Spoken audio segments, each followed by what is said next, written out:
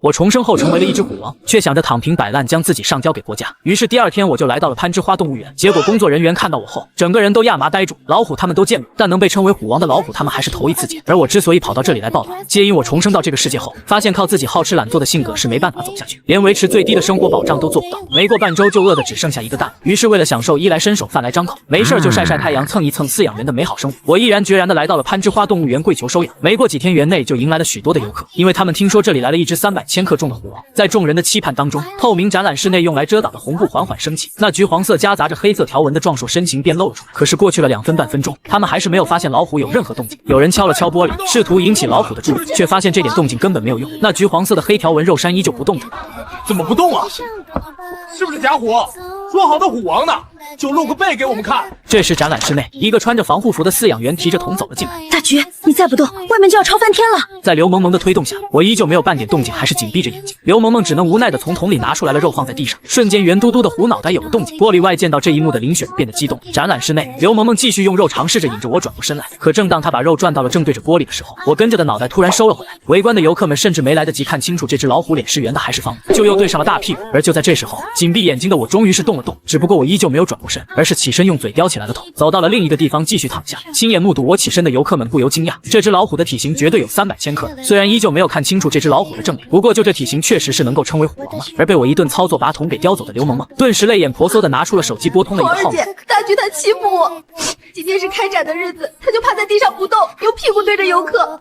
我拿桶喂肉让他转身，却把桶叼走不理我。你把手机拿过去，我来跟他说。大橘太不乖了，怎么可以欺负女孩子？这娘们都不是我饲养员了，还管我，想得美！见到我转过了脑袋，屏幕另一头的红儿姐立马大喊起来：“你这只坏老虎，居然连我的话都不听了！”我继续撇过了脑袋，雕琢装着肉块的桶朝着角落里走去。见到这一幕的游客们不由议论了起来，他们见老虎见多了，可会叼着桶跑步里饲养人的老虎还是头一次见。红儿姐，大橘他又跑了。屏幕另一头的红儿姐被气得牙痒。拿更多的肉和水果过来，就算你不去找他，他也会主动来找你的。到时候为了吃的，他会配合一点。好的好的，我这就去。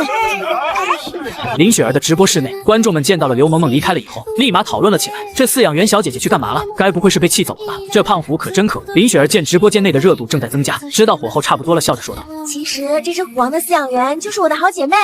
要是大家想贴近一点看虎王全貌的话，我可以跟好姐妹商量一下。”这时展览室门口守着的保安见到是打过招呼的林雪，立马打开了大门。雪儿你来了呀，赶快来帮我提桶，大橘他不理我，这个坏老虎只认识我。萌萌，你不是说这几天跟虎王相处得很好吗？怎么他会不理你？我以为他不攻击我，愿意吃我给的食物，就已经接受我了。谁知道他只喜欢食物。那你现在打算怎么办？用食物和水果哄这只胖大橘听话。红儿姐说，这个胖大橘只要有吃的就会听话。随后二人提着2个沉甸甸的桶再次来到了展览室，林雪儿则小心翼翼地跟在身后。虽然园内保证过这虎王不伤人了，但面对百兽之王，林雪儿还是下意识地紧张了起来。正在咀嚼着肉块的我见到了那2桶食物，不由愣了愣。这饲养员还真去拿吃的了呀。那我可就不客气了，有吃的不吃，那就是傻子。大橘，过来，我这里有食物，还有你最喜欢的水果。刘萌萌拿着水果挥动，想要吸引我从角落里爬到展廊室的正中心，让外面的游客看清楚我的样子。但很显然，刘萌萌忘了一件事，那就是她眼前的胖虎虽然是一只老虎，但却拥有着人类的灵魂，脑子可不笨。就在刘萌萌拿着水果挥动的时候，我迅速动了，直接一口叼起来了装着水果的桶，3两步重新返回了角落内。展览室外看到了这一幕的游客们都不由愣住，这么聪明的老虎他们还是头一次见。相比之下，这饲养员好像显得笨笨。听着展览室外的议论声，刘萌萌的情绪再也绷不住，捂着脸大哭着离开了展览室。林雪儿怎么也没有想到，自己的好姐妹居然会被一只老虎给气哭。就在这时，咀嚼着苹果的大橘看着还留在展览室内的林雪，立马从地上爬了起来。你想干嘛？赵姑娘，快点跑啊！这可是老虎啊！听到外面的喊声，林雪儿终于是想起来了什么。她离门就几步的距离跑是稳妥，在强大的求生欲下，林雪儿摇摇晃晃地跑出了展览室。就在她准备庆幸自己逃出升天的时候，却听到了铁门关上的声音。转头一看，只见通往展览室的门已经被关了起来。哼，什么笨女人啊，竟打搅老子吃东西！大橘一巴掌把门拍上以后，便优雅地返回了装着食物的桶前吃着东西。看到这一幕的游客全部傻眼，刚刚他们还以为这只老虎打算去袭击人，结果事实给了他们响亮的一个耳刮子。此时展览室后面的员工休息室内，红儿姐，大胖橘就知道欺负我。看着哭得稀里哗啦的刘萌萌，屏幕另一头的红儿姐立马安慰道：“萌萌不要哭，我马上就过去一趟，教育一下大橘。”事到如今，看样子不亲自去一趟动物园估计是不行了。大橘这只坏胖虎实在是太坏了。从这里离开了几天，就开始欺负女孩子了。再这样下去，他只会越来越嚣张，必须及时的遏制住他的气焰。挂断电话没多久，林雪儿也终于是哆嗦着走了出来。看着林雪儿惨白的脸庞和那颤抖的脚，刘萌萌擦了擦脸上的泪水，道：“你这是怎么了，雪儿？你知道刚刚吓唬我。坏大巨不会伤人的，你放心吧。他只是会吓唬人而已，是个喜欢捣蛋的捣蛋鬼。你以后熟悉了就知道了。还是算了吧，太吓人了。我想我没有胆子再进展览室了。话说饲养员怎么不回来？不会真的生气了吧？女孩子就这么容易生气的吗？”大橘看了看满地的果核，有些头疼。接下来该怎么办？就算变成了一只老虎，可我也是一只爱干净的老虎啊！居住环境乱成这样子可不行。但饲养员又被我给气跑了。看样子我只能委屈一下自己的尾巴。早知道等把水果全部吃完，再把饲养员给气走了。这可真是自作自受啊！而外面看着的游客们见到这一幕，立马炸开了火。你们看，这只老虎，它是在用尾巴扫地吗？应该没有错。刚刚它吃果子吐核了，我就觉得很奇怪。现在看到它又在用尾巴扫地，要不是亲眼看到这是一只老虎的话，我都要怀疑它是不是一个人了。这只虎王居然这么聪明，这一趟可没有白跑。没错，得赶紧拍下来发到网上去，让大家也瞧一瞧这只聪明的虎王。一群吃饱了没事干的家伙，扫个地有什么好拍照的？也不知道把闪光灯给关一关，都快闪瞎我的眼睛了。扫着果核的大橘心里吐槽着，继续进行着自己的工作，懒得理会玻璃外面的游客。萌萌，你不打算出去了吗？林雪儿开口问道。她现在还在直播，得尽快转切到虎王那里才行。但现在让她去展览室是不可能的事情，她根本不敢去，只能麻烦刘萌萌帮忙拿着手机拍着虎王了。但这一切的前提是刘萌萌愿意去。萌萌，你说我们是不是好姐妹？你说这个是什么意思？毕竟老话说得好，防火防盗防闺蜜。林雪儿这话一听就不像是什么好事情。我想请你帮我近距离拍摄虎王，你能不能帮这个忙啊？你应该知道我是靠实力直播的，而不是靠颜值的。听到这话，刘萌萌不由犹豫了起来。自己的好姐妹走的是拍摄小动物进行讲解之类的路子，她是知道的，不然就靠颜值这一条路，雪儿早就成为大主播了。你就帮帮我吧，萌萌。林雪儿继续哀求道，要她进展览室里面跟虎王正面接触，她现在是真的不敢去。那种从基因里刻录着的危险让她坚持远离老虎。但要是今天直播就到这里的话，她又不甘心，只能眼巴巴地盯着刘萌萌。好吧，我就帮帮你。那你把自拍杆给我吧。好的，不过你不要拍我。林雪儿说着，从口袋里掏出口罩。那我就先去展览室外，毕竟在这里也看不清虎王的情况。刘萌萌闻言点了点头，拿着自拍杆就朝着展览室走去。展览室内我正在闭目养神，突然就听到了铁门推开的声音，睁眼一看就见到刘萌萌握着自拍杆照了进来。这饲养员是打算做直播吗？不过拍我干嘛？我又不是靠颜值吃饭的。大家看到没有？这就是坏大橘，动物园的虎王现在1岁9个月，体重320公斤。不要看他现在还很重，他现在其实还没有成年。直播间内的观众们听完刘萌萌的介绍以后，一个个都被惊讶到了。这时我拍着大号的铁盆就来到了刘萌萌面前，一双眼睛注视着刘萌萌一动不动。现在还没有到喝奶时间，你得把铁盆给拿回去。坏大橘，现在连下午都没有到，胖大橘就想喝盆盆奶。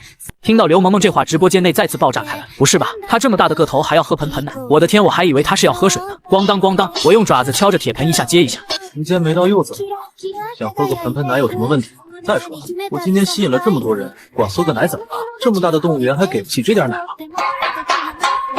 别敲了你这只坏大橘，你的盆盆奶还没有送的，得等下午送奶车来才有。没有盆盆奶倒是早说呀，那我就不凑上了。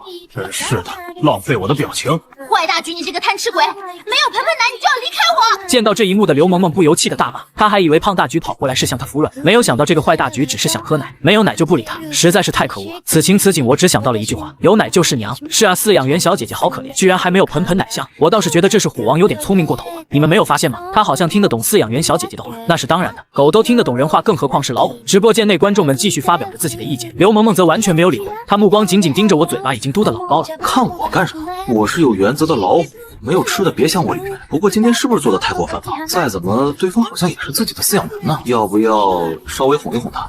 看着眼眶红彤彤的刘萌萌，我还是起身叼起来了一块骨头，来到了她面前。你叼骨头想干嘛？你这个坏大橘，我不吃你给的骨头，你想讨好我也没有用。你不给我道歉的话，我是不会原谅你的。听到这话的我不由眼角抽了抽，这是什么笨女人啊！我倒是想说话呀，问题是我这样子像能说得出话来，还给他道歉，他这是脑子被踢了吧？能给块骨头就不错了。饲养员小姐姐好像气糊涂，老虎不会说话怎么道歉呀？我更担心的是这只虎王给这么大一根骨头干嘛？请饲养员小姐姐吃吗？那也要饲养员小姐姐咬动啊！就这么粗的骨头，别说是用嘴巴咬，就算是用刀砍，估计都有点麻烦。不过这也证明这只虎王是在讨好饲养员小姐姐。直播间内的观众讨论的热火朝天，刘萌萌则盯着我放下的骨头，有些不知所措。你这女人到底要不要骨头？不要我就叼走了呀！我看着不动的刘萌萌，低头把骨头叼走，放在了水盆旁，再次叼了一个苹果放在了刘萌萌面前。见到了这一幕的刘萌萌不由愣了愣，这回讨好的意思比刚刚更明显，至少苹果她咬不动。不过就算是这样，她也不敢接受，这被胖大橘咬在嘴里沾满口水，她怎么可能敢吃？见到这一幕，我再次把苹果咬了起来，自己吃了。反正哄我也哄过了，这个饲养员要是再生气的话，那我也就没有办法了。你这个混蛋大橘，可恶的坏大橘，就放下苹果装装样子，果然在你心里，苹果都比我这个饲养员重要。给你吃你不吃，居然还骂我混蛋！看来这个动物园不是久待之地啊。论饲养员小姐姐的心态是怎么崩的？虎王与饲养员小姐姐的平常的爱恨情仇啊，这只虎王好坏呀，我好喜欢。直播间内的观众看着我哄着刘萌萌这一幕，羡慕万分。展览室外面，林雪儿看着直播间内疯狂飙升的人气，不由握紧了拳头。萌萌加油啊！我能不能冲上前几名就全靠你了。就在刚刚，他已经冲上了平台首页，现在人气还在不断的往上涨。这时我趴在水盆旁吐着泡泡玩，待在这展览室里面实在是太无聊了，到处都是闪光灯和喧闹声，实在是太难了。我瞥了眼正在看手机的刘萌萌，目光突然停留在了对方身后没有关紧的铁门上。胖大橘，你又想干嘛？刘萌萌正在举着自拍杆，突然发现躺着的我站了起来，朝着这边走。面对刘萌萌的询问，我没有理会，直接走过了她身旁，来到了留着空隙的铁门前，一爪子把铁门给拍开，迈着步子走出了展览室。见到这一幕，别说是刘萌萌愣住，就连玻璃外的游客还有直播间的观众们也愣了。我从展览室出来，迈着步子走到了员工休息室。总算是安静多了，还是这里舒服，既不吵闹，而且光线还挺昏暗的。最重要的是，员工办公室内还有沙发，我可以躺在上面睡觉，不用再坐在冰冷的水泥地上了。那个饲养员小姐姐，你们攀枝花动物园里的动物都这么聪明，我还是头一次看到有动物自己离开展览室了。没错，实在是太有意思。你们的动物园在哪里？我明天就过去玩。见到我离开后，直播间内的观众们对动物园产生了浓厚的兴趣，表示有机会一定要亲自去看看。看到直播间刷起来的弹幕，刘萌萌不由愣了愣。这些观众们好像很喜欢胖大橘啊，居然想亲自来看，那是不是意味着胖大橘要出名了？喂，饲养员小姐姐，老虎跑进去了。我们来这里可不是看人的，是来看老虎的呀！玻璃墙外面的游客们回过神来以后，立马拍打着玻璃门喊道。听到外面游客们的喊声，刘萌萌立马从激动中回过神来。大家等一等，我这就去把胖大橘赶出来。从展览室走出来，刘萌萌发现那肥瘦的身影消失不见了，立马朝着守在门口的保安问道：胖大橘跑哪里去了？在那儿。李叔指了指员工休息室，看着点他，那么大一只老虎从展览室里走了出来，我差点就把门给锁上跑了。李叔不要害怕，胖大橘不会伤人的。那也不行，李叔催促道。我们知道他不会伤人没用，可游客们知道吗？赶快把他赶去展览厅吧。刘萌萌闻言点头道，朝着休息室走去，就见到了橘色的肥硕身影将整个沙发压得塌陷了下去。坏大橘，快点起来，你太重了，沙发要被你给压坏了。被拍了的我翻了翻身，顿时整个沙发传来了不堪重负的声响。还不快点起来，沙发真要被你给压塌了。知道了，沙发质量不好怪我喽。被刘萌萌拍得有些烦的我从沙发上爬了起来，又走到了茶几前躺了下来。在起身的一瞬间，沙发立马恢复了原样。这一幕看的直播间的弹幕全部都是以大局为重，大局压他扛。不要躺在这里，游客们还想见你，快点出去吧。我保证等会儿盆盆奶来了，立马给你送去，好不好？你不要耍小性子，不然等会儿就不给你喝奶了。刘萌萌半哄半威胁道。坏大橘要是真躺在这里不出去的话，就凭自己这110斤都没有的小身板，怎么把胖大橘搬回去啊？这会儿我无奈的从地上爬了起来，虎在屋檐下不得不低头啊，这就是打工虎的悲哀，不打工赚钱连盆盆奶都没有的喝。出来了！玻璃墙外的游客们见到我走了出来，立马用手机对准了我继续拍摄。人类的悲欢并不相同，我只是觉得这些家伙吵闹的要死。胖大橘要睡觉了，我们就不去打搅他，让他好好睡了。时间也不早了，大家也差不多该吃饭了，我就先把手机还给雪儿了。大家有空的话，也可以来我直播间看看我跟胖大橘的日常。一定来，饲养员小姐姐等着我。直播间内再次刷了起来，林雪儿见了立马来到了展览室后门，准备接手直播。手机给你啊，我要去吃饭了，等会儿奶场的车会送奶过来，我还要去别的区域送盆盆奶，下午应该没有什么空陪你。你要给那些小家伙们喂奶吧？我能跟着你一起去吗？如果你想去的话，你得换一身衣服才行。你现在身上沾染了胖大橘的气味，那些小家伙们会被吓到。说着，两人就去了更衣室。胖大橘，快点起来！你瞧一瞧，谁来看你了？一旁穿着休闲装的红儿姐见状摇了摇脑袋，从带来的包里掏出来一根木耙。红儿姐，你这是想干嘛呀？经过刚刚的接触，他已经知道红儿姐是胖大局的第一任饲养员了。现在不知道对方这是想干嘛。你们两个帮我把他的背稍微抬起来一点，这个家伙最害怕挠痒痒了，还得用我的办法才行。红儿姐摸着木耙笑道：“她来的时候就知道这个时间点胖大局正在睡觉，所以早就准备好了家伙事，为的就是防止胖大局睡得跟死猪一样。”好的，红儿姐，快点来帮我。林雪儿闻言点了点头，帮忙扳着我的大脑袋。红儿姐则握着木耙开始往我的脖子肉上挠了。突然睡着的我睁开了眼睛，身体像弹簧一样瞬间跳了起来。这一幕把红儿姐三人给吓了一大跳。我去，这还是胖虎，他这一跳有2米多高吧？我的天，这也太吓人了！难怪动物园不敢把这老虎散养，这要是让它跳了出来，岂不是遍地都是自助餐吗？直播间的众人见到这一幕也被吓到。我摇了摇脑袋，目光望向了愣住的红儿姐三人。红儿姐，胖大橘它躺着能原地跳这么高？不知道。我也是第一次见到这只胖大猪跳这么高，那它这刚刚是被吓到了。这么看，刚刚突然这一跳都不太正常吧？像极了被吓到的反应。应该是的。老虎还会做噩梦？还是头一次听说老虎也会做噩梦？现在你们两个稍微往后面退一下，不要靠这只胖大猪太近。它刚刚清醒过来，再加上被吓到，情绪可能有些不太稳定。红儿姐挡在两人身旁道：“她头一次见到胖大局这种反应，有些担心胖大局出现应激行为。”那红儿姐你怎么办？放心吧，这只胖大猪是我伟大的，它不敢攻击我的。倒是你们两个小心一点，我得确定一下它现在的状况才行。那我们就先出去了呀。刘萌萌说道，就拉着林雪儿便离开了展览室。红儿姐摆了摆手，便小心翼翼地朝着我走去。在红儿姐走动的时候，我也走动了起来。站在铁门外的林雪儿和刘萌萌见到这一幕，心不由紧张了起来。直播间内更是鸦雀无声，目光紧紧盯着这一幕，屏住了呼吸。乖孩子，你没有事吧？红儿姐细声问，同时注意着我的反应。听到这话的我歪了歪脑袋。红儿姐见到这一幕不由松了一口气，听得进去话还做出来了反应，应该是没有问题才对。随即红儿姐张开双手笑道：“我来看你啦，你还站在那里，快点过来吧。”听到这话的我愣了愣，随后小心翼翼地朝着红儿姐靠近。就在红儿姐觉得快要抱到我的时候，突然发觉手上一松握着的木耙被拿走了。我咬着木耙咔咔作响，随后开始了走位，不让红儿姐靠近。见到这一幕的红儿姐收起来了拥抱，挠了挠头，对站在门口的刘萌萌和林雪道：“哎，他没有问题，进来吧。这个胖大猪又在发疯了。”刘萌萌和林雪儿听到这话不由松了一口气。好的，红儿姐。快点把木耙拿给我，那是给你抓背用的。你要是咬断了的话，我就只能用扫把给你抓背了。你自己好好想一想。一听这话，我立马停止了玩耍，来到红儿姐面前，把木耙一丢，露出自己的肥嘟嘟的背来。要说是给我挠痒来的呀，我差点就要把木耙给咬断了。坏胖子，这才出来几天，我不是嘱咐过你，以后要好好听萌萌的话。你怎么又欺负她？还有你这一身肥肉啊，不要再躺着了，到时候小心得3高了。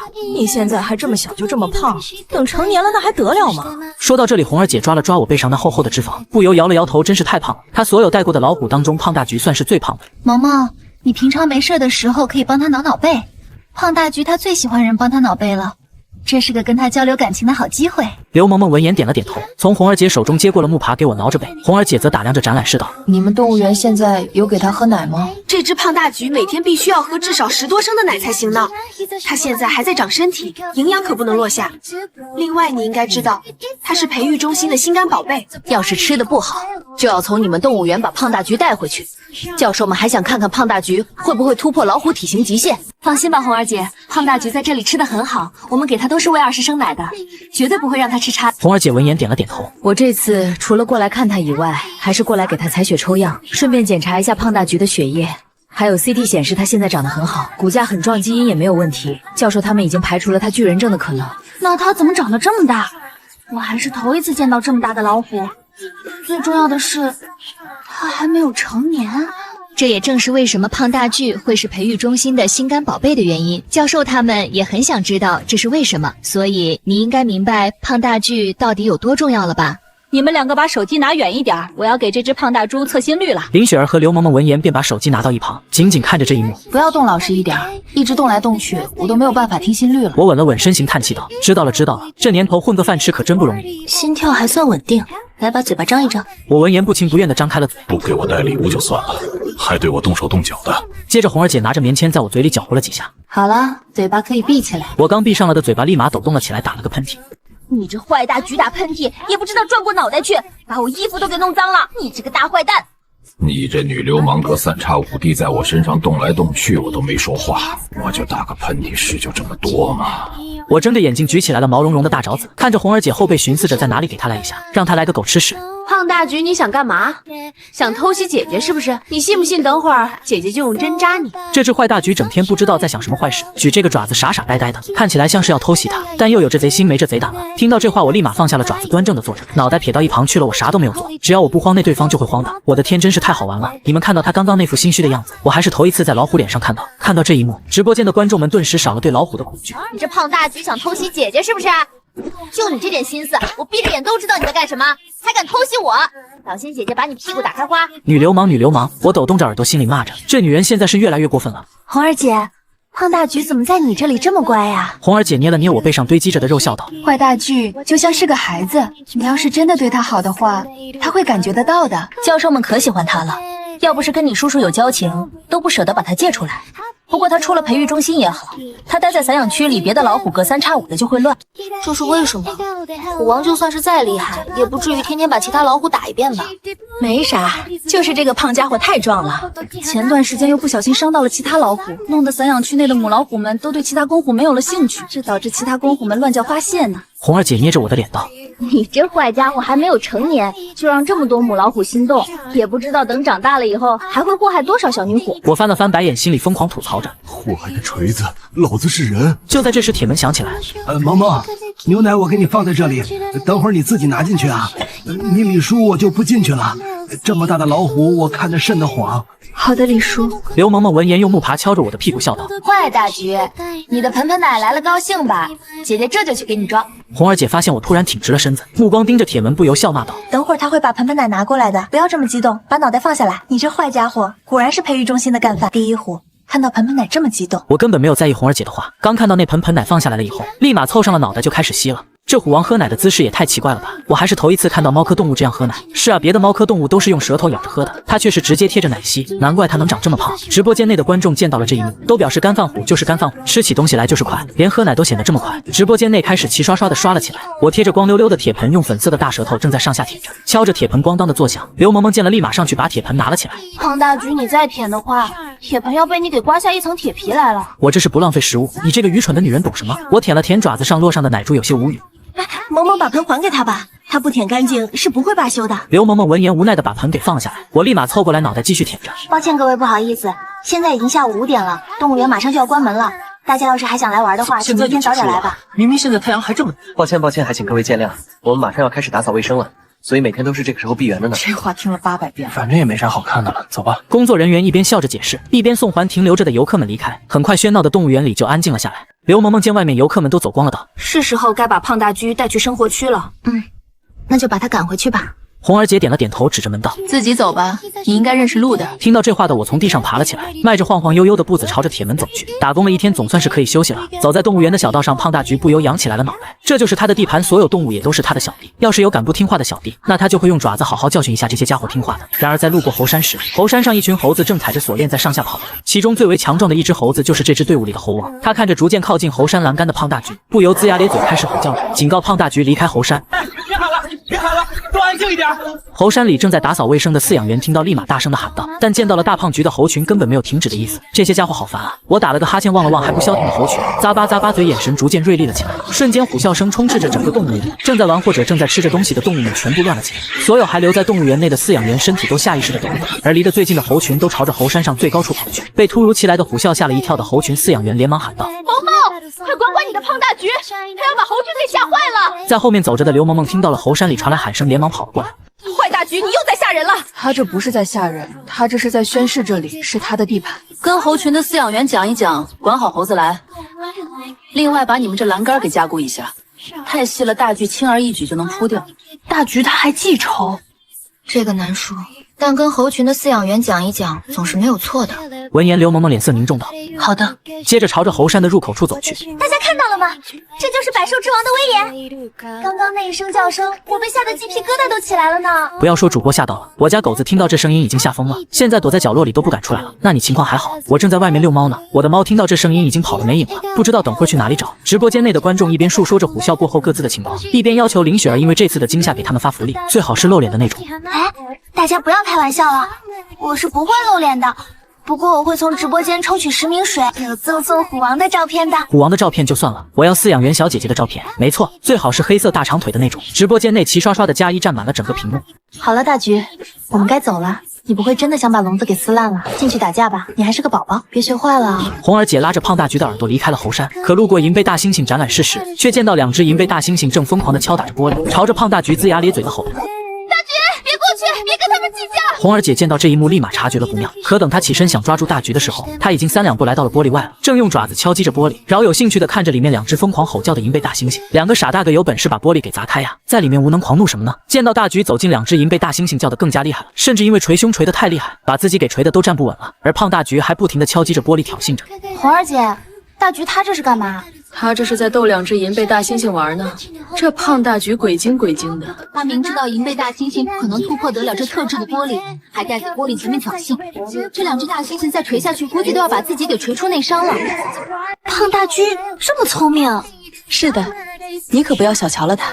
胖大橘在培育中心的时候还会看电视电脑呢，甚至连算术题他也能够算得出来呢。等你以后多接触几次，都会知道了。随即红儿姐捏了捏胖大橘的脸道：你别再逗他们玩了，他们又出不来，你就想看着他们把自己给捶伤了是不是？当然，谁叫这2个傻家伙吃饱了没事干挑衅我的呀？2个馊不拉几的傻大个还不够我一巴掌拍的？你们说虎王跟银背大猩猩打起来，到底谁能赢啊？直播间内的观众们看到这一幕，立马讨论了起来。这还用问吗？当然是银背大猩猩了。你们没有见到网上银背大猩猩可以把汽车打出4米远吗？我看你是在放屁。银背大猩猩打得赢将近700斤重的虎王吗？这银背大猩猩撑死了都没有超过500斤，在相差100多斤的情况下，不可能打得赢老虎。就是你们瞧一瞧虎王的牙齿多么锋利，银背大猩猩的牙齿根本就不能比。而且虎王可是吃肉的，你不会以为正面搏杀银背大猩猩会是虎王的对手吧？这可不一定。林雪儿看着争吵不休的直播间，朝着红儿姐问道：红儿姐，虎王和银背大猩猩谁更厉害？听到林雪儿的问话，顿时直播间内都安静了下来。要是真打起来的话，这2只银背大猩猩不会是胖大橘的对手。胖大橘真实的体重是720斤，这2只银背大猩猩顶多400斤。别说是在动物园里打不过，就算是放在野外，银背大猩猩跟老虎的战斗力也差非常多的，哪怕是同等体型下的狮子，也不会是老虎的对手。直播间内听完了红儿姐话的水友们立马激动了起来。资深饲养员不愧是资深的，见解果然是一针见血啊！好了，大橘，我们走吧，你该回去睡觉了。在外面还没有代购吗？走了走了。闻言，胖大橘恋恋不舍地从玻璃前起身，却意外瞥见隔壁正在水池里泡澡的大象。他们似乎并没有因为刚才的争斗表现出来什么异常。看到这一幕，胖大橘下意识地想过去吓一吓这一大一小的大象，结果脑袋刚探过去，就发现脖子被一双手环抱勒住，强行调转了方向。这大象可没有招惹你，你怎么可以去吓他们呢？听话一点，你这个胖家伙！红儿姐勒住大橘的脑袋，让他调转了方向，朝着住宿区走去。这第一任饲养员实在是太烦了，还是个十足的女流氓，专门干强撸老虎的事情。被勒住脑袋的胖大橘心里吐槽道。很快，3人1虎便到了住宿区。白色瓷砖瓦的大门旁顶着2朵大红花，门框上则是橘黄色的3个大字“大橘屋”。顺着门口进去，满是粉红色的贴纸和灯光。萌萌，你不要告诉我，这里就是虎王的生活区吧？这里布置的不知道的，还以为是哪个女孩子搬新家呢。雪儿，你难道不觉得这样子很好看吗？你瞧瞧这温馨的灯光，大巨睡在这里，有这种灯光照着就不会孤单了。而且为了防止大巨没有玩伴睡不着，我还特意给他准备了玩具哦。我已经看到了。林雪儿擦了擦额头的冷汗，这地面上摆放着的大鳄鱼和巨大的熊玩具，肯定就是对方说的玩伴了吧？萌萌，我能问问你，光买这些玩具花了多少钱吗？不多，也就几千块而已。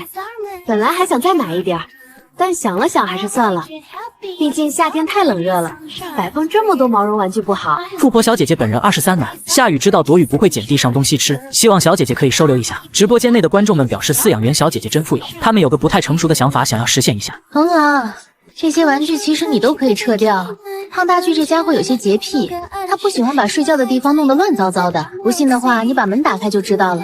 听到这话，刘萌萌先是一愣，随后仿佛是为了验证红儿姐的话，直接就把大门打开了。只见刚刚还趴在床上的胖大巨立马起身，叼着玩具鳄鱼就往门口走。出了门以后，更是脑袋一甩，把玩具鳄鱼丢出了老远。见到这一幕，刘萌萌不由眼角湿润，捂住了脸。精心准备的小窝，胖大橘他不喜欢。好了，萌萌别哭了，胖大橘的窝只需要一张舒适的床就够了。你要是真对胖大橘好的话，他自然会感受到。还有你这坏家伙，丢了2个就差不多了，还继续丢呢。闻言，胖大橘悻悻然地调转了脑袋，真是善变的女人。刚刚还说的打开门让我丢的，怎么突然就翻脸不认人了呢？真是太气虎了，太好玩了！这一幕一定要录屏下来。你们看虎王那委屈的小眼神，简直了。是啊，这是我看过的最有意思的动物直播了。直播间见到这一幕的观众们大笑着讨论着，时间不知不觉已经来到了晚上8点多。萌萌在吗？大橘屋外传来李叔的声音。刘萌萌闻言开口道：“我在。李叔怎么了？”胖大橘的晚饭呐！你这小姑娘怎么就这么虎呢？要是不给这只老虎喂饱的话，待会儿你们在里边就危险了。一听这话，刘萌萌才想起来胖大橘还没吃晚饭呢，赶忙起身去门外。抱歉，李叔，胖大橘不会这样子的。这可难说了啊。反正你快点把食物拿进去喂它就是了。野兽终究是野兽，我可不觉得这些野兽会真的养得熟。要知道，饿极了的狗都咬人的。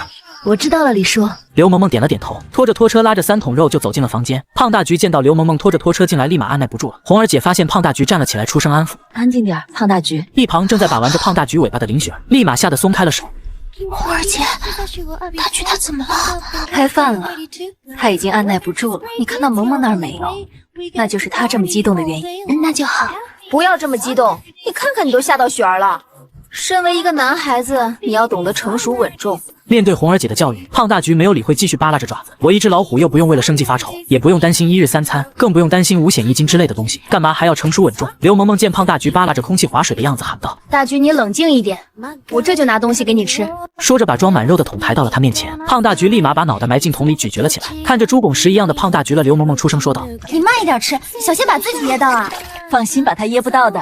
这些肉已经足够小了。拿着毛巾的红儿姐笑道，开始给胖大橘沾满血迹的脸擦拭着。等一等，我还没吃完呢。面对红儿姐的擦拭，大橘扭了扭脑袋躲避着，但很快被红儿姐用2只腿夹住了不安分的脑袋。真是女侠的腰杀人的刀，女侠的腿催命的鬼。好了，你可以继续吃了。红儿姐收起来了毛巾，笑道：“这样子一来就不用担心血水渗透进毛发，让大橘变得黄红的了。吃个锤子吃，被你这样子一弄，我还吃得下。”胖大橘慢悠悠地躺回了床上。红儿姐，大橘她怎么不吃了？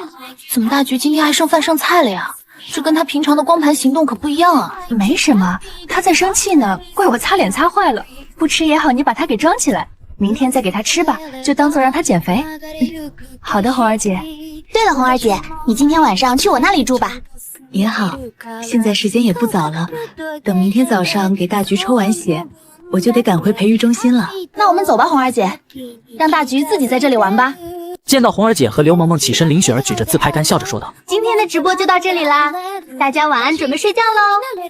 主播也要准备吃饭和休息了呢，么么哒。”今天直播了一天，已经有些超出了他的预料了。正好趁着虎王睡觉的这个机会结束直播。随着铁门被锁上，3人便迈着步子离开了。而在这个时候，躺在床上躺尸的大橘却突然一个猛子跳了起来。太好了，3个女人的戏终于是唱完了，总算是可以拥有自己的时间了。一个小小的铁门也想关注我，简直是在开玩笑呢。迈着欢快的步子，大橘来到了门口，观察起来了外面的动静。毕竟它是一只老虎，逃出了动物园，不管是对人还是对他来讲都是很危险的，所以他得确定没有人在外面才能溜出去玩。深夜的红塔山动物园，一道橘黄色的身影偷偷用爪子拨开了门锁，再接着便撒欢的跳过了不远处的围栏，进入了山林里。总算是出来了，大橘强忍着不在地上打滚的冲动，开始在森林里逛了起来，准备开始他的狩猎时间。可在溜达了一圈以后，就只发现了老鼠、癞蛤蟆这些生物，像是其他地方野猪、竹鼠之类的啥也没有见着。没一会，大橘便没了兴趣，返回了围栏处，一跃跳了进去。咔嚓，随着铁门被关上，大橘开始在水池清洗爪子，进行着消灭证据的活动。他可不想明天被刘萌萌发现自己4只爪子上1爪子的黄衣，那样子不被发现都不行。次日一早，动物园内，红儿姐提着箱子，身后是睡得朦朦胧胧的刘萌萌，还有拿着手机拍摄的林雪儿。我都不知道有多久没有起这么早了呀。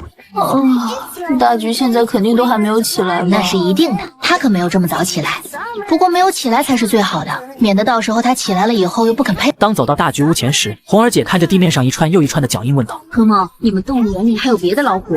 这些脚印虽然不是很清晰，但他跟老虎接触这么久，还是能够分辨得出来这是什么脚印的。没有啊，现在动物园里面除了大橘1只老虎以外，没有别的老虎了。是出了什么事情啊？没有什么，我们先进去吧。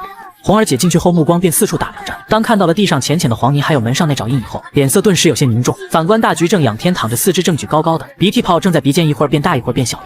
见到这一幕，林雪儿连忙举着手机拍了下来。老虎怎么会有这么可爱的一面？这副样子估计许多人都没有见到过吧。红儿姐见状也走了过去，检查着大橘肉乎乎的爪子，但目光突然被大橘身上粘着的木刺给吸引了。萌萌，你们动物园里面有带刺的树木吗？没有呀，我们这边怎么可能会种带木刺的树呢？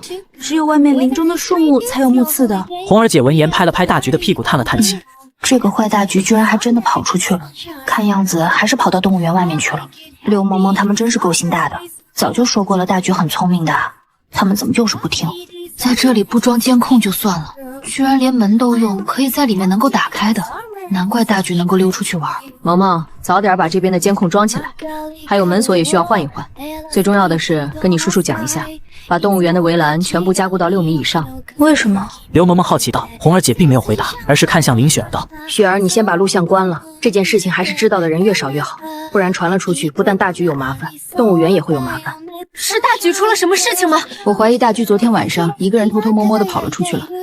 刚刚地上的脚印，还有门上的爪印，以及他现在身上的木刺，还有毛发上的黄泥块，都说明了这个坏家伙昨天晚上绝对没有老老实实的待在自己房间里，他一定是跑出去玩了。不可能吧，红儿姐，门是关起来的，而且围栏有3米高，这怎么可能？不信的话，你现在去后面的林子里，应该还能发现这个坏家伙的爪印的。你们实在是太小看老虎了，它们的智商很高的，学习人类的动作也不会太难。像是这么简单的锁，它只用看一眼就能学会怎么开了。至于你所谓的3米高的围栏，你应该没有见坏家伙站起来过吧？他站起来有3米多，将近3米半了，轻轻松松就可以跳过围栏。你想要用这种方法防住他是不可能的。听到这话的刘萌萌脑袋不由嗡嗡作响，因为昨天早上她来大局房间的时候也发现地上有黄泥脚印，可她却没有细想过这是怎么来的。现在听红儿姐这么一说，她感觉整个人傻掉了。大局会开门，还会出去玩，而这一切她都不知道。可红儿姐一来就发现了。好了，你记住我说的话就行了。这门锁必须赶快更换成更高级一点的门锁。另外，监控必须装，还有围栏这段时间也得建高一点，不然大局想走的话，你们还真拦不住。记住，今天门锁必须换。不然这件事情传出去了以后，你们动物园就麻烦了。一只老虎溜出去，这可不是一件好玩的事情。如果虎王一旦攻击人的话，那就是大案件了。伤人的老虎是不可能还活着的。而作为管理虎王的动物园，也要停业整改，甚至是关园。我知道了。刘萌萌闻言拿出手机，开始跟自家叔叔说这件事情。红儿姐，我现在能够录像了，重要的事情已经谈完了，应该可以录像了吧？你录吧。而此时睡梦中的大局只感觉爪子一疼，不由扭了扭身子。红儿姐连忙握着试管，小心翼翼跟着大局扭着的方向。没有过一会儿，3根试管便被装满。红儿姐拔出了针管后，便把采集到的血液装进了箱子里了。你记得跟你叔叔讲明白这件事情的重要性啊，萌萌。我就先回去了，教授们还在等着我把血液样本带回去呢。好的，红儿姐。将红儿姐送走后，林雪儿开口道：“萌萌，事情已经解决了，我们是不是应该回去睡回笼觉了？唉，现在这个时间连6点都没有到。不，我要在这里看着大局。既然知道了大局会自己开锁的话，我怎么可能还放心让大局一个人待在这里呢？万一等会儿又有客来了以后，大局偷偷跑出去了怎么办？我的萌萌啊，你还真打算守着他？他现在睡得这么死，不会出去的，放心吧。深知刘萌萌性格的林雪立马猜到了她的想法，连忙劝道：“不，我要在这里。雪儿，你回去继续睡吧。你还是这么倔强，我怎么可能放心你一个人在这里呢？里面看起来可爱的大猫毕竟是老虎啊，要是一个不小心把你当成了早餐怎么办？那要不然你去我房间里把睡袋给拿来吧，我们2个人在这里睡就好了。”林雪儿一听，顿时脊背发凉。你没有搞错吧？还准备在这里睡觉吗？居然敢跟老虎一起睡，这怕是肉包子打狗，有去无回啊！见刘萌萌心意已决，林雪儿只能无奈的去拿睡袋。拿到睡袋以后，便马不停蹄的返回了大局屋，生怕慢一点刘萌萌会出事。你来的真快。说着，刘萌萌笑着接过睡袋，开始铺了起来。林雪儿则有些忐忑道：“萌萌，你这里睡觉违反了饲养员规则吧？”没事的，你不说就行了。你也快进来吧，我买的睡袋是超大号的，装2个人完全没有任何问题。听到这话的林雪儿看着粉色的睡袋，不知道怎么的就想到了那包裹着牛肉的卷饼。进来啊。好吧，希望这虎王真的跟你说的一样，性格温顺才好。可没过多久，睡袋里的林雪儿就被一股热气给热醒了。她一睁眼，立马朝虎王的方向看去，见还在熟睡的虎王，不由松了一口气。可下一秒，林雪儿却鬼使神差的从睡袋里爬了起来，来到了虎王床前，撸着虎王肉嘟嘟的肚子，好舒服，好好摸。而被揉着的大局也逐渐有了感觉。等到林雪儿回过神来的时候，就见到了她眼中的大猫眼睛动了动，睁开了。接着四目相对，瞬间林雪儿脑中一片空白，但手却不听使唤的又揉了揉。瞬间虎王睁开的眼睛又闭上了。看在你为本大爷服务的份上，本大爷就勉为其难的继续享受一下吧。见到大局闭上眼睛享受的样子，林雪儿胆子逐渐大了起来，手也开始向着别的地方入侵了。事实证明，只要你的手法足够好，强撸老虎也是行得通的。而睡袋内刚醒来的刘萌萌见到这一幕，整个都懵了。你还说你胆子小，我睡着了都敢去碰大局，你胆子可一点都不小。听到这话的林雪儿手不自觉地停了下来。哪里有？这不是你在吗？就在这个时候，享受中的大局发觉按摩突然停了，立马用爪子扒拉了一下林雪儿，示意她继续说话就说话，手上的动作不要停啊。发现自己衣服被扒拉的林雪儿笑着说道：“好了好了，我继续。”继续撸着面前的大胖虎，他的三花被撸舒服了，也是这副样子。不得不说，老虎也是猫啊，就是大了一点。坏大局这么快就变心了，果然是色老虎。见到大局扒拉着林雪儿衣服的一幕，刘萌萌不由吐槽着，她都和大局认识1个星期了，也没有见大局这样子扒拉过她。看着眯着眼睛哼哼的大局，林雪儿开始充当起来了讲师。萌萌啊，不是我说你，有空你真的得学习一下才行。雪儿，大橘是一只老虎，并不是猫。老虎也是猫科动物，撸猫手法同样有效的。萌萌这还犟嘴起来了，这可不行。身为一名优秀的饲养员，你得听得见正确意见才行。听两人这架势，大橘知道一场辩论会马上就要开始了。一想到马上要面临吵闹的环境，大橘就从床上爬了起来，迈着步子就朝着门口走去。你们吵你们的，我先出去吹个风。随着一声清脆的门栓拨动声，铁门被打开了。刚准备进行据理力争的两人见到这一幕，瞬间愣住了。我们刚刚应该没有眼花吧？大橘是用爪子勾住锁上的扣栓的吧？感受着两人聚焦而来的目光，瞬间整个虎都傻了。这下子完蛋了，他忘了自己是只老虎了，还下意识的以为自己还是人。遇到有人吵闹的时候可以离开，于是大橘还没有落下来的爪子又把门拉上了，随后迈着步子返回了床上。亲眼目睹这一幕的刘萌萌和林雪儿只感觉脑袋一片空白，整个人受到了前所未有的冲击，世界观都开始出现了变化。萌萌，虎王这是在干嘛？如果我没有猜错的话，他现在应该是在掩耳盗铃自欺欺虎吧。原来红儿姐说大橘会开门，他还不信，现在好了，亲眼见到了。那我们要装作没有看到的样子。既然虎王都这个样子了，我们是不是得配合一点，装作无事发生？毕竟大猫咪也是要面子的呀。怎么可能？这个坏大橘真的会开门？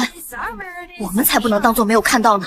接着刘萌萌看着还在装睡的大橘，义正言辞道：我是不会再给你把门打开来的机会。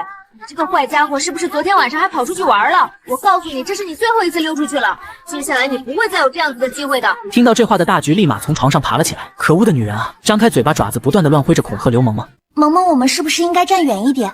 虎王现在的样子好像很危险呀。你不要被这个坏家伙给骗了，这家伙连爪子都没伸出来，只是在吓人而已。说着，刘萌萌迈步走上去，两手一抓就按住了大橘乱挥着爪子，瞬间大橘的动作就停住了。不是刘萌萌力气有多大，而是他担心一个不注意把刘萌萌给甩飞了，要是那样子就没有饭吃了。还真的是呀。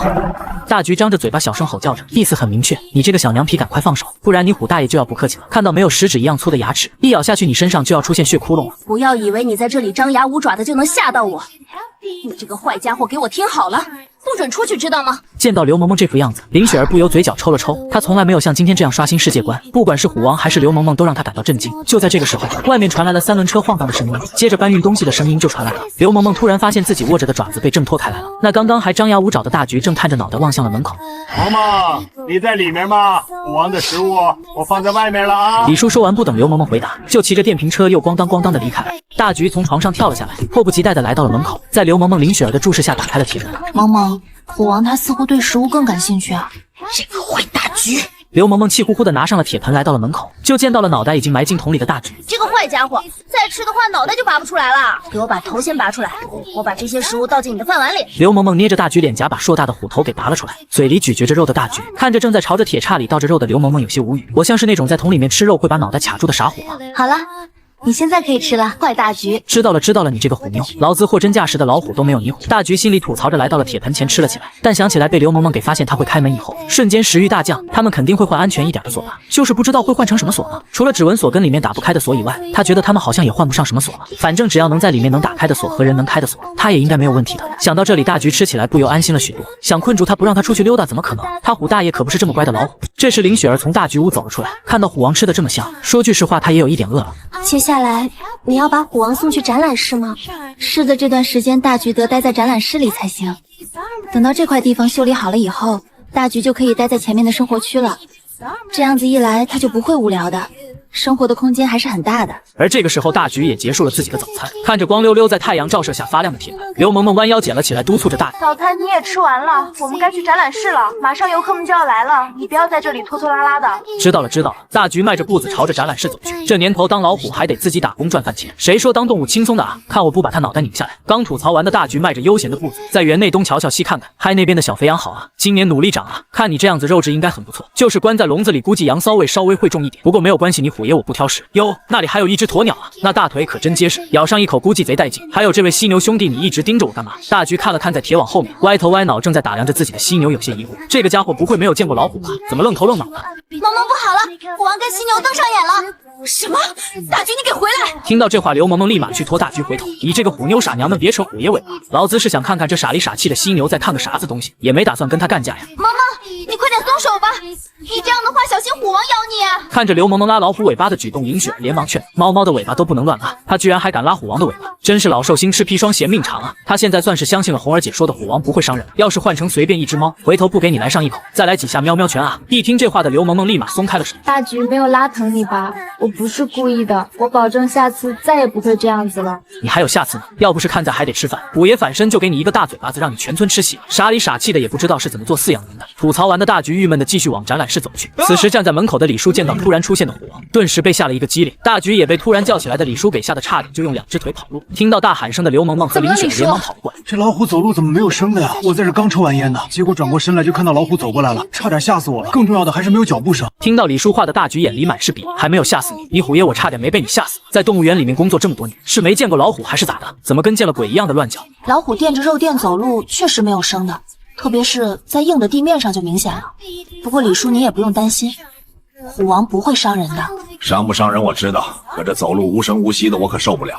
下次萌萌你可得跟紧点啊，至少脚步声大一点，让你李叔可以听清楚，有个心理准备啊。好的，李叔，我知道了。行了，快点带虎王进去吧，9点快到了，马上就要开园了。李叔说着拉开了展览室的门。刘萌萌闻言小心地拍了拍大橘的屁股，大橘感觉到了屁股上传来的催促，迈着步子就进了展览室，找了个舒服的地方躺下了。展览室外一堆人拿着手机敲打着玻璃喊，他们都是昨天被林雪儿直播间给吸引来的小主播们。大橘背对着玻璃外的一群主播们有些不耐烦，就短短一会儿的功夫就把玻璃外给挤得水泄不通，真是一群有毛病的家伙，整天吃饱了撑着举个手机扰民有什么意思？动物园里面的游客好像多了很多呀，你有没有发现？明明昨天人还很少的呀，而且没有算错的话，今天应该是星期一吧？我也不知道，也许是大家今天放假吧。不过既然人来的这么多，对于动物园来说是件好事。就在两人谈话的时候，突然有人冲了过来，他握着手机，身上带着跟林雪儿一样的装备。您是刘萌萌饲养员吧？那这位肯定就是林雪儿主播了吧？你们比在直播间里看的还漂亮呢。多谢夸奖，不过我们现在要去照顾虎王了，不能在这里继续停留了，抱歉。请问我可以跟着一起去吗？我也很想近距离跟虎王接触呢。抱歉，这件事情你得跟园长商量一下才行，得到了园长的同意才可以的。林雪儿说完，拉着刘萌萌就准备离开了。像这种主播她也听说过，都是打算蹭热度的，而握着手机的主播紧跟着两人。刘萌萌饲养员，园长不是您叔叔吗？要不您给打个电话怎么样？他在这里蹲守了很久，好不容易见到了出现的两人，怎么可能错过这一夜爆红的机会？抱歉，不行，你得亲自去跟园长谈才行。园长的办公室就在那里，我们真的很忙的。是啊，你自己去吧。可我不认识园长，能不能请2位带我去？可以。闻言，主播顿时转过来了脑袋，只见8名身强体壮的保安正握着警棍看着他。这位先生，你已经严重打搅到我们动物园里面工作人员的工作了。所以我们现在就要请你去园长那边走一趟吧，希望你可以配合。为首的保安脸上有一道疤痕，显得十分凶狠，再加上1.9米的身高，以及那特大号保安制服都遮掩不住的肌肉，让这位纠缠着刘萌萌和林雪儿的主播瑟瑟发抖。你们想要干什么？我可是交了门票进来的啊！我们知道，所以现在是请你跟我们走一趟。要是你是偷偷溜进来的话，我们可不会这么客气的。那你们想干什么？我可正在直播呢！说完，举起手中的自拍杆，想要用这种方式保护自己。没事，你可以继续直播。刚刚那一幕也应该录下来了吧？你要是不打算跟我们走的话，我们就只能报警告你骚扰寻衅滋事，以及破坏动物园的正常运营了。到时候这一笔费用算下来的话，以你的身价，我想应该很难承受得起。听到这话的主播脸色立马蔫了下来。我跟你们走。看着被2个保安带走的主播，为首的保安笑道：“萌萌小姐，碍事的家伙已经被请走了，我们接下来会送您去展览室的。”好的，谢谢李哥，还有大家。被称为李哥的保安点了点头。随后6人把刘萌萌和林雪儿围住，保护在中间，用高大的身躯组成了高墙，防止那些不长眼的主播再来骚扰。而正在展览室附近拍着动物的主播见到这一幕，立马拿着手机拍着这一画面说道：“瞧一瞧这6位保安大哥的肌肉啊！你们信不信，只要我一出手，这6位大哥立马会跪在地上，求我不要死。”没一会，众人就顺利来到了展览室门口。李叔，没有人闯进来吧？没有，想要进来的都被我给拦住了呢。李叔一边开锁一边笑道：“这些主播啊，个个的真烦人，都想近距离拍虎王呢，所以我让小李他们过来了。”李叔，您做的没有错，他们确实很烦人，大局见了估计会伤到他们的。萌萌，你快点进去吧，虎王好像有些不开心啊。刘萌萌闻言点了点头，拉着林雪便进去了。展览室内，大局正张着嘴巴咬着空气，外面这群苍蝇好烦人，吃饱了撑着天天敲玻璃干嘛？好想把这些家伙全部给拍死。刘萌萌进来了以后，立马跑来了大局面前查看起来的情况。你没有有事情吧？外面是不是很吵啊？你这女人还知道回来呀？把你虎爷丢在这边听外面敲玻璃声，我还以为你把我忘了。大橘有些无语，这饲养员就不能管一管外面那些吃饱了撑着的家伙？要是第一任饲养员在的话，早就出去揍那些吵闹的家伙。被大橘紧盯着的刘萌萌有些心虚道：“大橘，你忍一忍吧，外面都是来看你的游客，不要这么生气啊。”听到这话的大橘直接起身就从刘萌萌面前离开。见到从面前离开的大橘，刘萌萌出声道：“大橘，你别走啊，姐姐会想办法的。”见状，一旁的林雪儿出声提醒道：“萌萌，我觉得你可以跟你叔叔讲一讲，把展览室外面做一层隔音玻璃，这样就不会打搅到虎王了。”别说是虎王在这里面感觉很吵，就算他在这里面待久了也会受不了，虎王会生气也就不奇怪了。好的，我知道了，我这就跟叔叔说。听到这话的刘萌萌立马拿出来了手机编辑短信：“你要带我去哪里？这里不是去园长办公室的路吧？”看着眼前黑色的房子，男主播有些紧张。这房子恐怖阴森，一看就不是什么正经地方吧？你全程开着直播，有什么害怕？快点跟我们进去，园长就在里面等你。没错，快点进去吧。这个家伙在啰啰嗦嗦的，他们两个都想动手把这个家伙给提进去。敢在动物园里面骚扰大小姐，他可真是不知道死字怎么写。知道了，你们不要催了。听到这话的主播看了看自己直播间内还在增加的人数，不由松了一口气。虽然他现在的处境有些危险，不过自己直播间开着，再加上这里又是动物园，应该不会有什么事情，顶多也就是被教育一下。可当走到黑色的房子前时，主播突然发现房子门口印着2个白色的骷髅头标记，心里顿时就慌了。这个地方真的是办公室吗？怎么看起来像是鬼屋啊？就在这时候，门突然打开了，穿着黑色西装2米多高的壮汉开口道：“进来吧，你这个家伙，园长在等你，希望你能够认识到自己的错误。”说完，壮汉又瞄了一眼他，就这一眼，主播瞬间脊背一凉，握着自拍杆的手都快要拿不稳了。这个大块头不会是想要宰了他吧？这里真的是个动物园，不会是什么黑手党的秘密组织吧？园长，人带来了，带他进来吧。门内传来沉重的中年男声，壮汉点了点头道：“进去吧。”好的。主播立马跟了进去。当看到里面惨白色的灯光配合上深红色的装潢时，顿时这名主播呼吸都止住了。这个地方不会是刚刚出现过命案吧？怎么看起来这么阴森恐怖？我知道你这种小主播想要出名的梦想，但你不应该来我动物园里面骚扰工作人员的。再有下次的话，你就不用走过来了，我会让人去医院里把你抬过来的。哦，对了，你吃苹果吗？说着就从脚边拿起来了一把西瓜刀，开始削着苹果皮。不吃，谢谢了。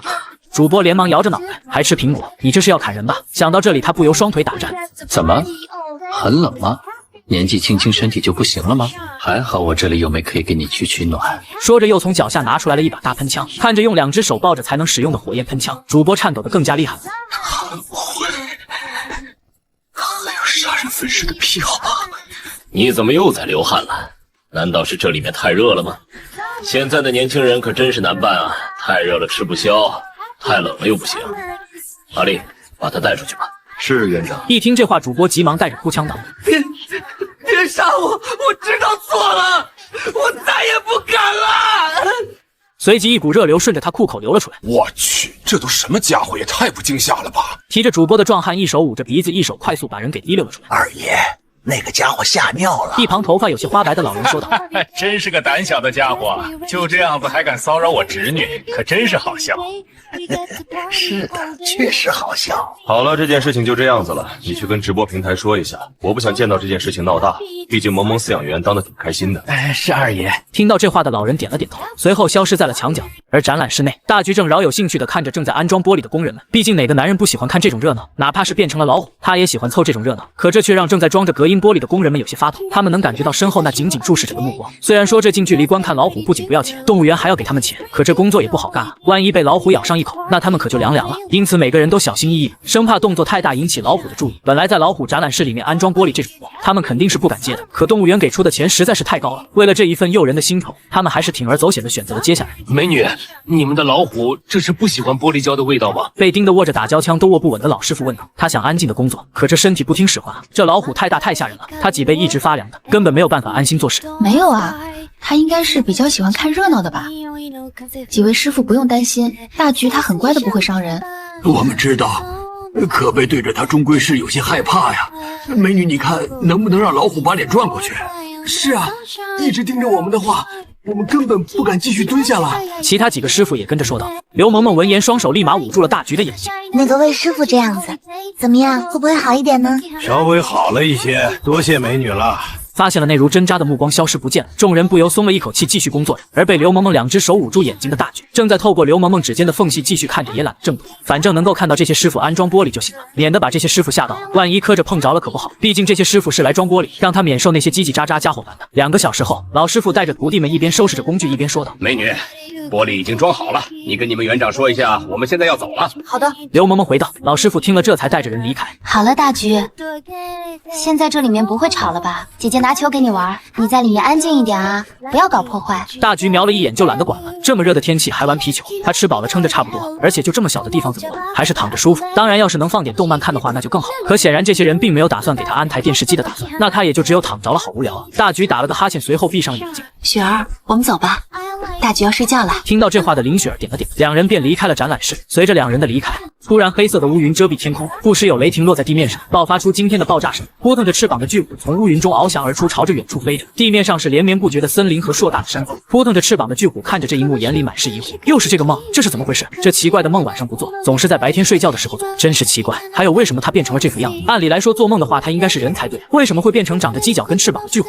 好香的气味啊！大橘正这么想着，突然空气中散发的香味让他回过了神来。在远处一根巨大的树木仿佛穿透了天际，而树木周围正有5颜6色的光芒闪耀着，还不时传来交战的大喝声。这谁在这里打架呀？闲得蛋疼吗？大橘疑惑地扑腾着翅膀继续靠近，就见不远处的地面上雨势纷飞，不时爆发着连绵不绝的爆炸声。透过满天的烟尘，大橘发现一名人类手里握着长枪，正在跟狼人交战着。这是除妖。见到这一幕的大橘嘀咕着，这狼的样子应该就是传说的妖怪了吧？这个男人应该就是除妖师了吧？不得不说，真的猛，握着一根长枪就跟妖怪打了。就在大橘这么想着的时候，正在跟狼人交战的男人突然转过脑袋望了过来，接着这男人抓着长枪便对准了大橘就抛掷了出来。展览室内，大橘猛然睁开眼睛，随即立马检查起来了自己有没有受伤，还好啥事情都没有。刚吃完饭的刘萌萌带着林雪刚进来，就听到了展览室里的动静。嘿，大橘，你醒来了。对于刘萌萌的问话，大橘没有理会，而是半个脑袋埋进了水盆里。他得清醒清醒，刚才这个梦实在是太吓我。大橘，你猜一猜，姐姐给你带什么好吃的来了？西瓜哦，是西瓜哦。想不想吃啊？想吃的话就要听话。来，跟姐姐握个手。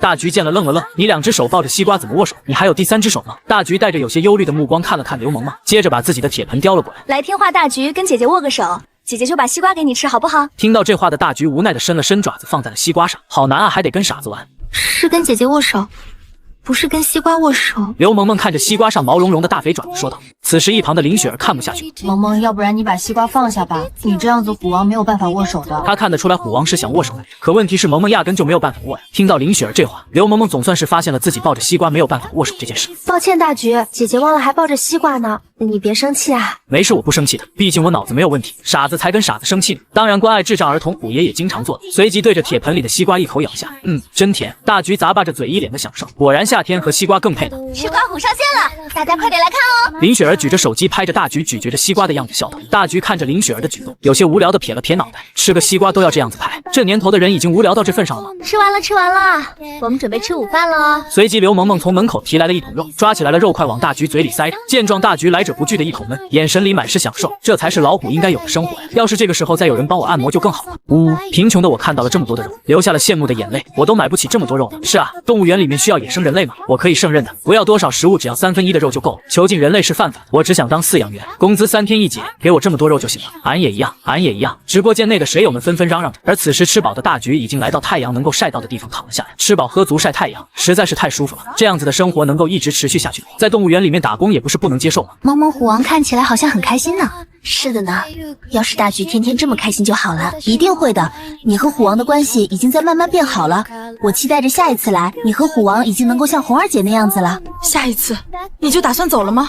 不打算。再住1天陪陪我吗？不了，我已经在这里待了2天1夜了，要是再不回去的话，三花她肯定会生气的。你就好好照顾虎王吧，下次我再来看你。说着，林雪儿迈着步子离开了展览室。闭着眼睛假寐的大橘听到林雪儿远去的脚步声，心里可惜道：明明按摩手法这么好，居然没有把刘萌萌教会就走了，以后享受不到这么舒服的按摩了。哎，生活不易，猫猫叹气。傍晚黄昏下的动物园内，人群逐渐离开，热闹的气氛变得冷清了起来。大橘打了打哈欠，睁开了眼，总算是可以下班回房间里躺着了。就是不知道自己房子现在变成了什么样子，估计锁已经换了吧。希望开锁程序不要太复杂了，不然就不能出来溜达。大橘，我们该回宿舍了吧？刘萌萌拍了拍大橘说道：“哦，我知道了。”大橘从地上爬起，跟着刘萌萌出了展览室的门。可当来到大橘屋时，他愣住。原来有些荒芜的大橘屋前面已经用铁丝跟栅栏围起来了，并且周围还装满了摄像头，像一个个机枪一样的对准了大橘屋。我不就出去散个步而已，又不是出去做坏事，用得着这样子大费人力物力的吗？大橘，你的活动区域已经修建好了哦，快有一个足球场那么大呢。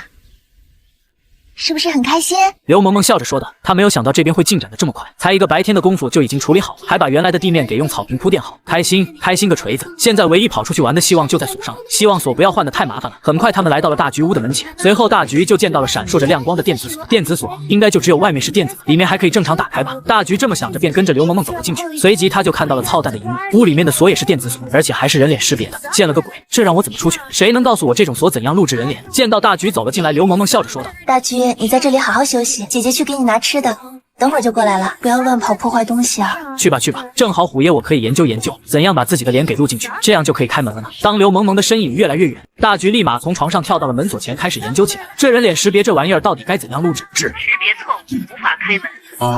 经过999次尝试后，大橘只能垂头丧气地返回了床上，没一会便沉沉睡了过去。深夜保安室内，正注视着监控的保安打着哈欠靠在了椅子上，不知不觉地眯着了眼睛。由于他们动物园一没有值钱的东西，二又全部都是活物，周围还有栏杆围着，应该没有什么人跑来他们这里偷东西。而且他们每天晚上都会检查各个动物生活区有没有锁紧，因此也不存在动物会跑出来的问题。眯着眼睛的保安这么想，很快就进入了梦乡。但此时攀枝花动物园外，一道黑影悄然出现，轻松越过了3米多高的围栏，接着便来到了大橘屋前。人脸识别失败，无法开门，没有一丝感情的电子声传来，随后泛起来的红光逐渐消失了，可铁门还是被打开了。那道黑影悄然走进了大橘屋内，怎么有开门声？睡得迷迷糊糊的大橘不由摇晃着脑袋睁开了眼睛。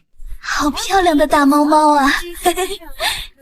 姐姐最喜欢大猫猫了，来跟姐姐走吧。这突然响起的女声让迷糊中的大橘立马清醒过来，这声音不是刘萌萌的，也不是林雪，更不是红儿姐的，这来的是个陌生人。苍天啊，大地啊，这年头见过偷钱偷人的，还是头一次见到偷老虎。这动物园的保安到底是怎么干活的呀？这么大的人进来了都不知道。还有这门不是能抗机枪扫射的吗？怎么一下子就被人开了啊？见到大橘这副样子，穿着白色古服的女子捂嘴轻笑道：“大猫猫不要害怕，姐姐很温柔的哦。”说着就朝着大橘走来。见状，大橘张大嘴巴，身子一探，就想给对方来个泰山压顶困住对方。可他刚探前，就突然发现嘴里多了一根大腿棒子。怎么样，好吃吧？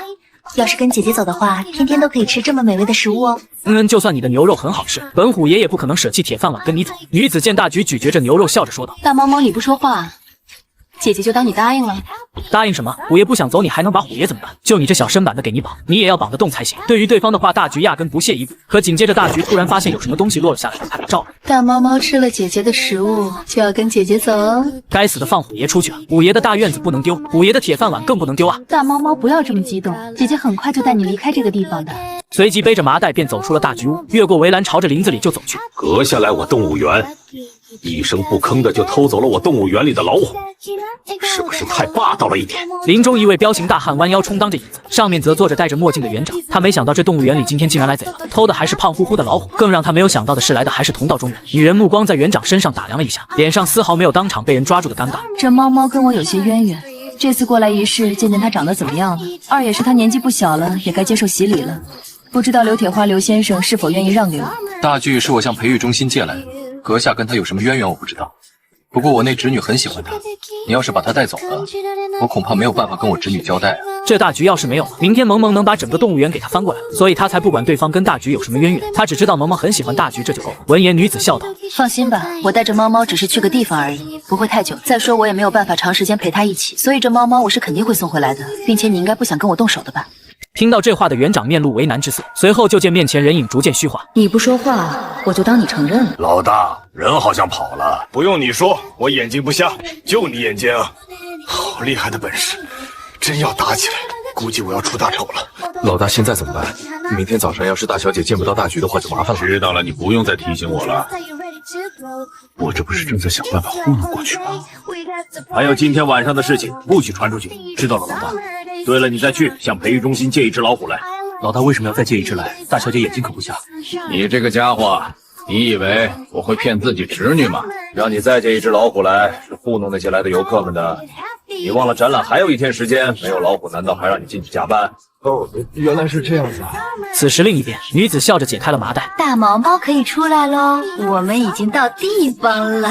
很快，愤怒的大橘扒拉着麻袋钻了出来，接着便张着嘴巴叫着，响亮的虎声充斥着整个空间。别哈了，女子朝着大橘走来，笑道：“你这只大猫猫在姐姐手里是跑不掉的，来，让姐姐摸摸。”别想虎爷我可是很厉害的，今天就让你瞧一瞧虎爷我苦练多年的猛虎下山。伴随着虎啸，大橘纵身一跃，朝着女子扑去。